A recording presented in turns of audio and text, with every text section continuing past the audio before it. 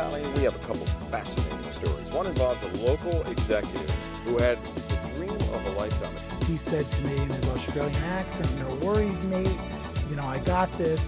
And he proceeds to hit it in the rocks. In our fall season for Westchester, it was a little tough. Prior to this year, we used to say wind or water is not an outside agency.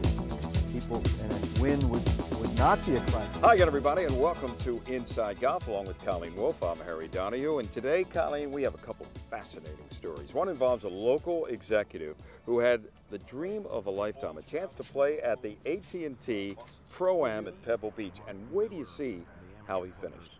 Yeah, that's an incredible story. And then we also have a young girl, local girl. She goes to Westchester University, and she has some aspirations of her own. And we'll hear from Tom Carpus with Rules of the Game. And of course, Lou Guzzi, Teacher of the Year, with another golf tip. It's all coming up next, right here on Inside Golf. Inside Golf is brought to you by Yuengling, America's oldest brewery. Myrtle Beach, South Carolina, where America goes to play. Visit online at phillytomyrtle.com. By Nike Golf. And by the Philadelphia Section PGA, celebrating 90 years. The Philadelphia section of the PGA of America is celebrating 90 years. Since 1921, the professionals of the Philadelphia section have proven themselves to be the players, teachers, managers, and stewards of the game of golf in the Philadelphia area. They are the experts in the game and business of golf. Please join us in celebrating our 90-year commitment to the game of golf. Colleen Wolfe's wardrobe is provided by Adidas, the leader in men's and women's apparel for the athletic golfer. The game of golf has always been governed by a strict set of rules. So Harry set out to find out what's new in the rule book. Thanks, Colleen. We're with Tom Carpus, head professional here at Kennett Square Golf Club, and also the vice chairman of the PGA of America Rules Committee. And Tom, there have been recently changes in that big, thick rules book that you carry around, I know, all the time in your back pocket from previous experience. And you're the rules guru as far as I'm concerned.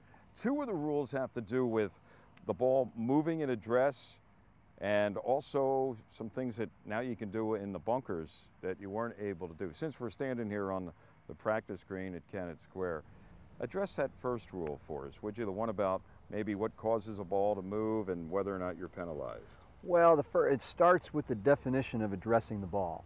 You know, the definition right now says that when you've grounded your club and taken your stance.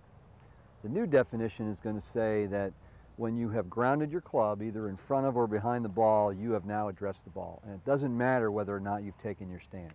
All right, so that's the big change. Since we're dealing with visuals, you have your club. I know you have an extra ball in your pocket. Why don't you just, according to the old rules, addressing and grounding your club. So there you are, This is now. Right. I had to do both of this. Now, as you know, people get into a routine when they're getting ready to play a stroke, and a lot of times it could consist of, you know, setting the club down and stepping into the shot.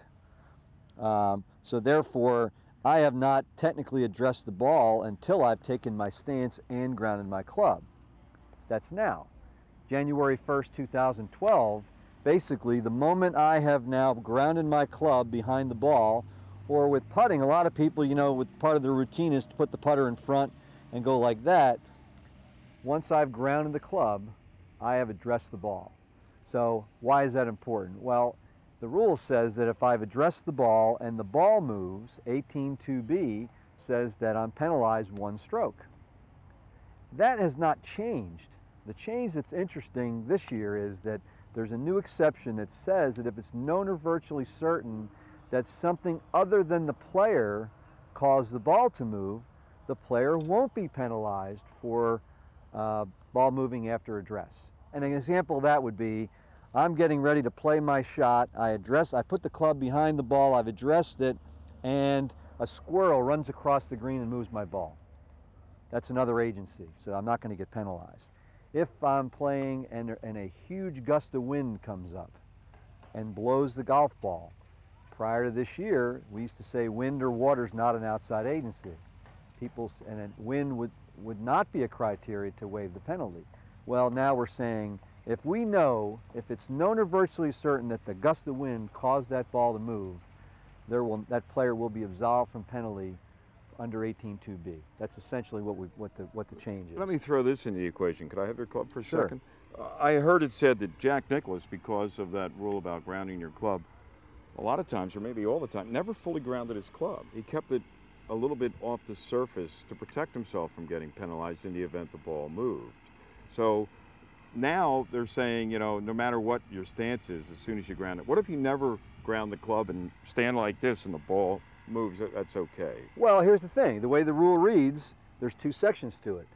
The first section is a general section under Rule 18.2 that says if you cause your ball to move or touch it purposely, you get penalized 1 stroke, except as otherwise provided in the rules. 18.2b talks about I address the ball moves, I get penalized. I'm deemed to have caused it to move.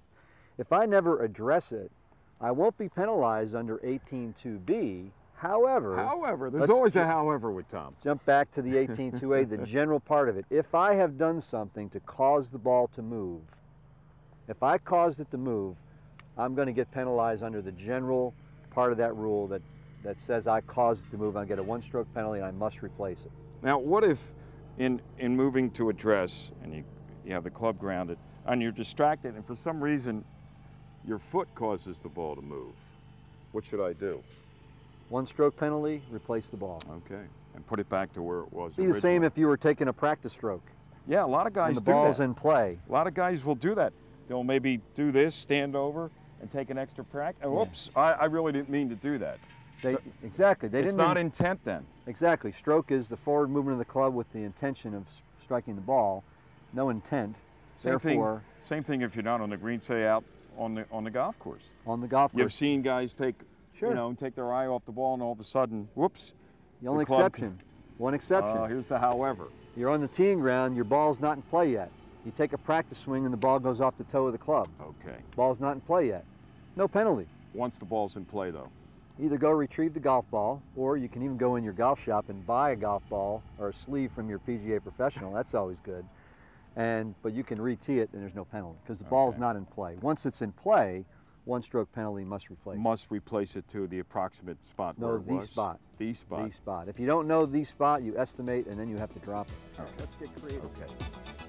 Tom's not finished. There's more to learn when in the trap, and more inside golf to come. Standing up there, and I'm just thinking, please hit the ball and get it out.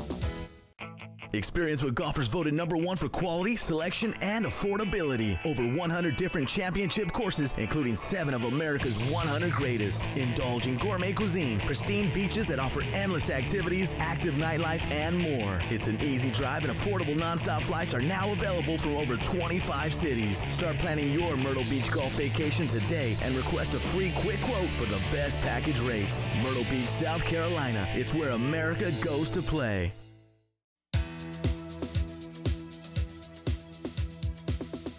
Welcome back to Inside Golf. Did you ever have a dream that you never thought would come true?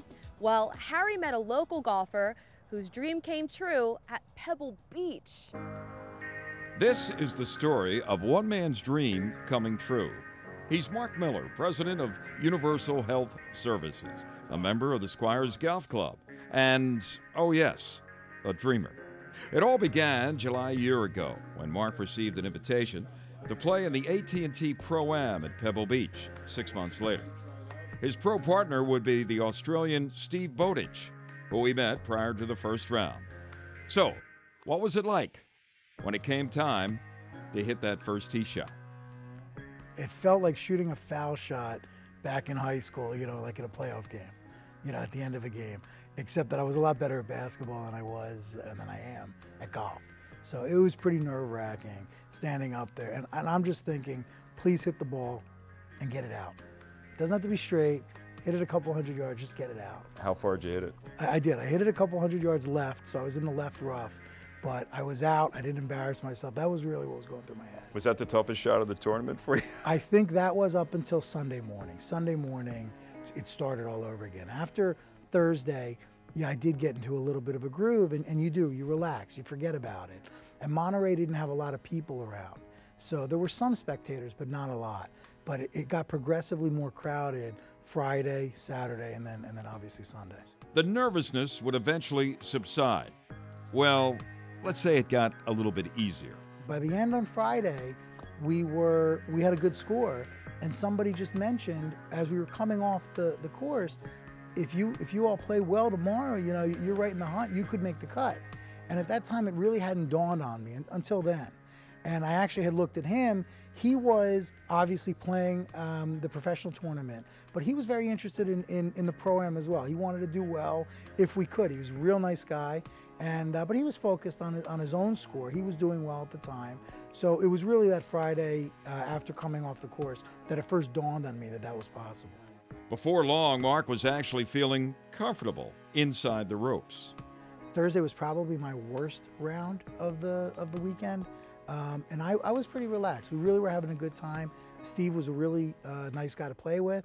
We were with another pro, an amateur for the 3 days, Fabian Gomez, another one that I'd not heard of before, and he was a good guy. So I was pretty relaxed. Saturday, I would think, was the first time when I got nervous again, being at Pebble Beach. Did you have any Jerry Ford moments?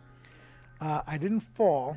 I definitely had. Did you hit anybody? I didn't hit anybody, which was a big worry. I had a couple of shots that were poor, but my real angst was to do something incredibly embarrassing, and that didn't happen. So I was happy about that. The team's good play continued on to the back nine on Sunday.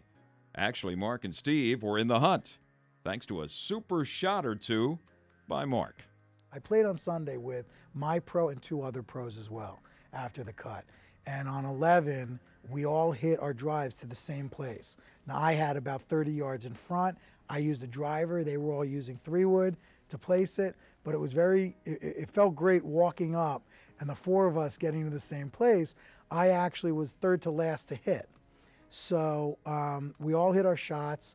I was about 20, 25 feet from the hole, hit the green. James Driscoll and I were right next to each other. He putted first, he missed the putt, and then I made my birdie putt. And actually, he came up and gave me a bear hug. He was so excited that I was able to do that. So that was my only birdie on Sunday. Then came the last hole, the challenging 18th at Pebble Beach, with a chance to be a winner on the PGA Tour in front of a national TV audience.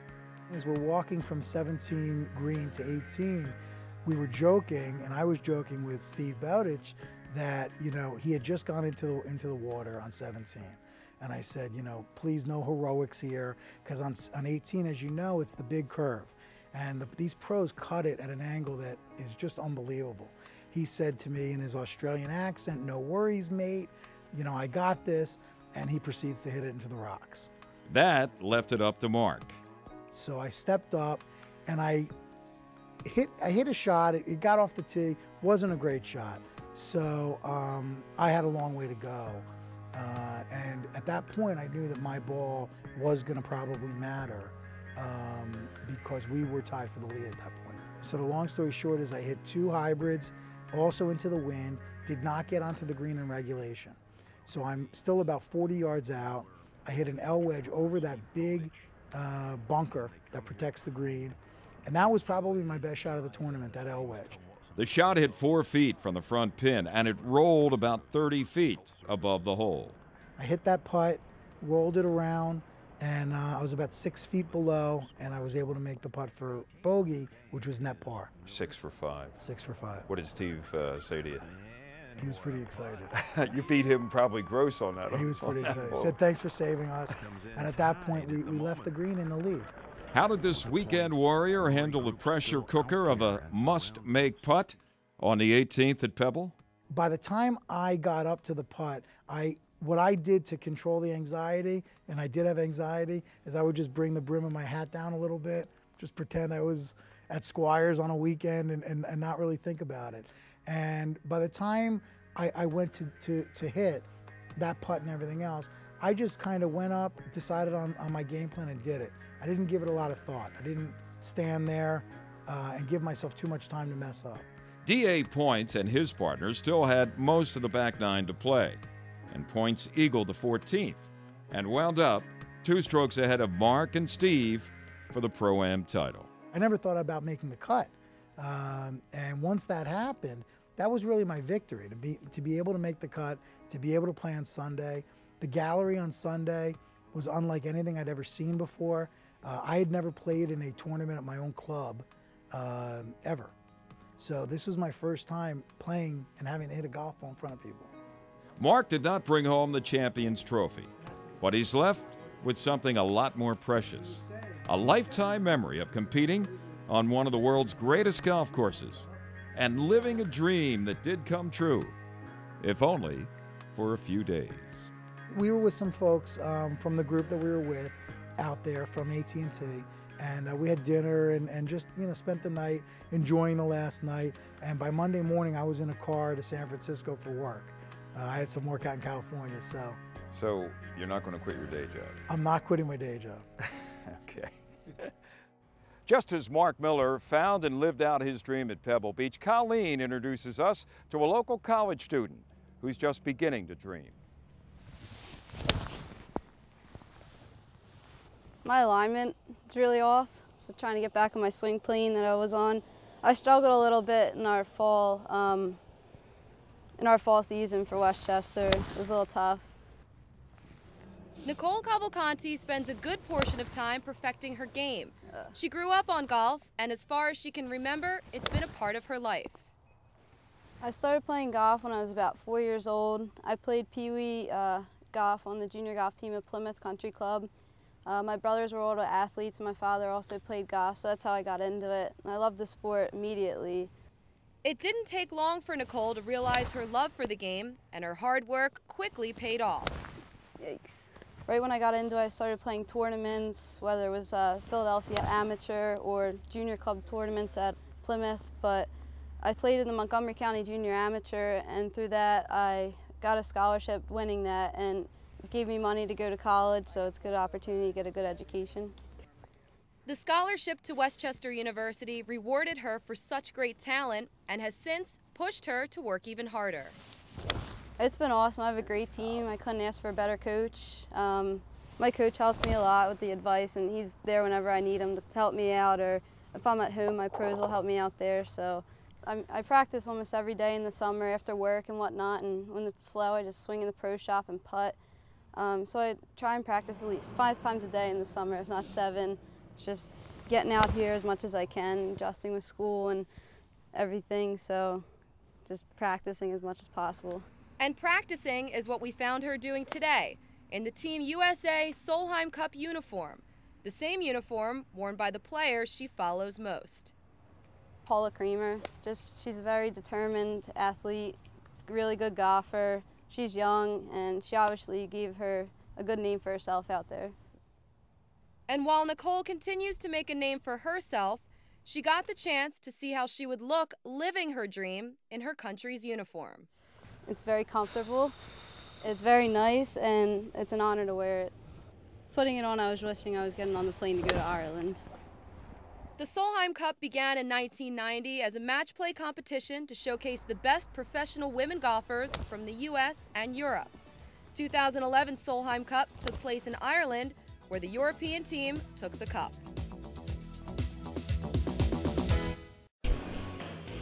If 5 friends are having a light beer and they all put their drinks down in the same place, how long will it take to find the Yuengling Light Lager? About that long, because the rich amber color of Yuengling Light Lager makes it stand out from the rest. The true lager flavor, however, makes it disappear. 99 calories, 100% authentic lager. Yuengling Light Lager, from America's oldest brewery. Rethink your light beer. Guests of Inside Golf enjoy dining at Sin Sin, the popular Asian fusion restaurant located on Germantown Avenue in the heart of scenic Chestnut Hill. And now it's time for Teed Off, brought to you by Yuengling, America's oldest brewery. Days in August, they were closed. That's... Welcome back. Inside Golf continues. This is our Teed Off panel as we talk about golf topics in general. And we are at the Founders Room at North Hills Country Club with Joe Logan. Joe's with myphillygolf.com. Mike Gallagher, this is home cooking for him. He's the president at North Hills Country Club. Thanks for having us, Mike. Thanks for having us, Harry. And there's your My fan club. Your fan club. And Tony Leodora, of course, from Golf Styles Magazine and Golf Talk Live on WNTP every Saturday morning, 9:90 a.m. at 7 o'clock. There has been a, shall we say, tough time for golf in the area. Mike, as a club president, you're aware of it. The economy, right. Everything has kind of changed the way you deal with your members in terms of maybe the memberships aren't as large as they used to be. And for some other courses, it's been even worse. For instance, Center Valley near Bethlehem, Pennsylvania is closed. Great golf course up there near Saucon, right? Other courses in the region could be on the ropes. Play down, 11%, Tony, you said? 11%, Play is down this year in the Mid-Atlantic region. Yeah. Now, weather has a lot to do with that, right? Certainly. But the economy also has a big part of that. Yeah.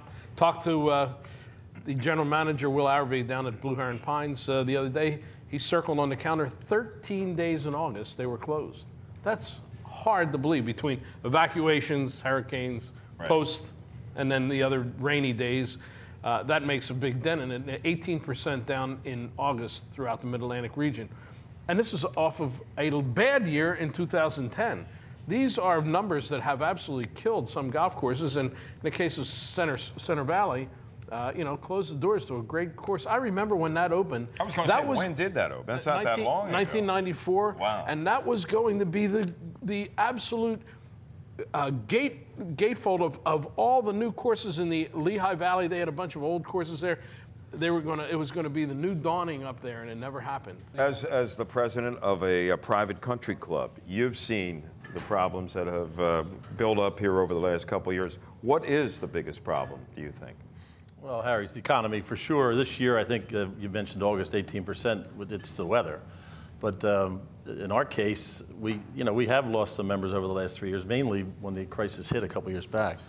But in the last 3 years, we've increased our membership considerably. I mean, we added over 60 members this year. We added over 60 members last year. So, I mean, and we're emphasizing youth, frankly, trying to build the farm team, I guess, for want of a better term. And trying to make it as attractive financially as possible. Attractive financially, and also to get them a taste of the life. The times have changed. I mean, the last 10 years, the rounds of golf are down everywhere, and that's people's work demands. I guess if you're worried about losing your job, you don't take off on a Wednesday and come up and play golf. You stay in, and maybe you come up and play in the afternoon. Joe, you have your hand on the pulse around the country. It's not just peculiar to the Mid-Atlantic region, right? No. I mean, what's happening in golf is a reflection of the economy, the larger economy. I mean, golf, why would it not suffer just as everything else? And it's not just, I mean, golf, everything, hiking, biking, all the sort of participatory sports and hobbies are suffering.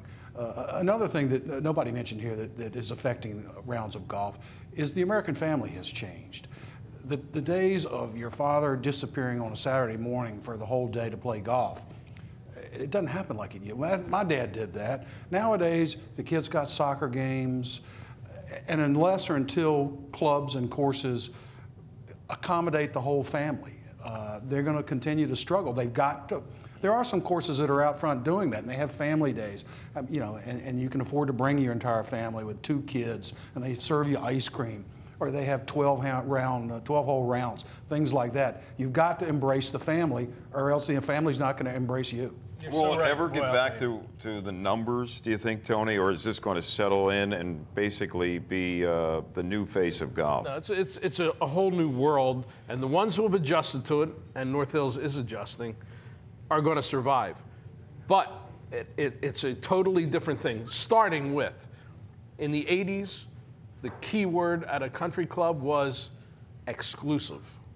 Now the key word is inclusive. You've got to get the whole family here. And you won't get all of them to play 60, 70, 80 rounds like Dad used to, but you have to get them to use the club for all the other things. And that means the picnics, the dining, all of those things, so that they're not losses like they were at clubs for so many years. The club has to be reinstated as the center of the social focus for the family. That's the challenge for guys like Mike Gallagher. Mike, thanks for joining us. Thanks for having us here at the Founders Room at North Hills. Thanks for coming. Tony Leodora and Joe Logan. And Lou Guzzi is up next with another great golf tip. That's next on Inside Golf. North Hills Country Club is more than a golfing experience. It's the people, the atmosphere, and the family fun. For more than 100 years, At North Hills, golfers become great friends. The Philadelphia section of the PGA of America is celebrating 90 years. Since 1921, the professionals of the Philadelphia section have proven themselves to be the players, teachers, managers, and stewards of the game of golf in the Philadelphia area. They are the experts in the game and business of golf. Please join us in celebrating our 90-year commitment to the game of golf. Nike Golf, in partnership with the Philadelphia Section PGA, present Better Golf. Hey folks, Lou Guzzi here at beautiful Talamore Country Club. Got a situation here. I just missed the green a little bit to the right, and on this hole we've got a huge fall off. And you can see there's a hill right in front of me. Now I can chip this ball and definitely get it somewhere near the flag, but I'm going to hit the Texas wedge. I'm going to use the putter. I'm going to utilize the putter and allow it to roll over all this grass. With a little bit of practice, you can get a pretty good feel for these shots. If you watch the British Open, if you're down in Florida, the Texas wedge is used all the time. It's a safe play, number one, and with a little bit of practice, you're going to get it close anyway. So I'm going to use my putting technique. I'm going to run that video in my mind, what I see that ball doing. I'm going to remember what it looks like. I'm going to keep my head absolutely still. Apply the Texas wedge. Try to get this shot close. Here we go. Getting the ball set up. This is going to break off the hill to the right.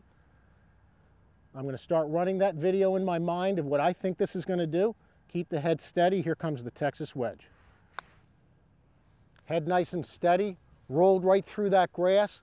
Rolling towards the hole. The Texas wedge is a safe play. Oh, I've got a tap-in putt. My daughter could make that one. Well, the Texas wedge is the shot to hit. It's a safe play. I know this tip's going to help you with your game. And remember, keep them in the fairway. Hope you enjoyed this week's edition of Inside Golf. Colleen, Inside Golf is headed south.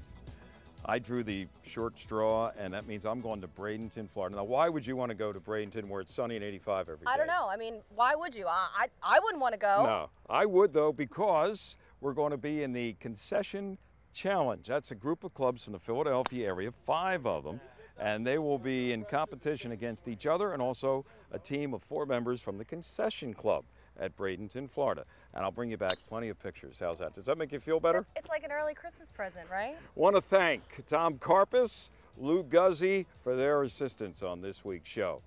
I got to do something to make her happy. I'll think of something in time for next week. For Colleen Wolfe, I'm Harry Donahue. Remember, no matter how bad it's going for you, either here or in Bradenton, not Florida, in Florida, don't pick up. We'll see you next time here on Inside Golf. Inside Golf has been brought to you by Yingling, America's oldest brewery. Myrtle Beach, South Carolina, where America goes to play. Now fly nonstop on Spirit Airlines. Details at phillytomyrtle.com. By Nike Golf. And by the Philadelphia Section PGA, celebrating 90 years.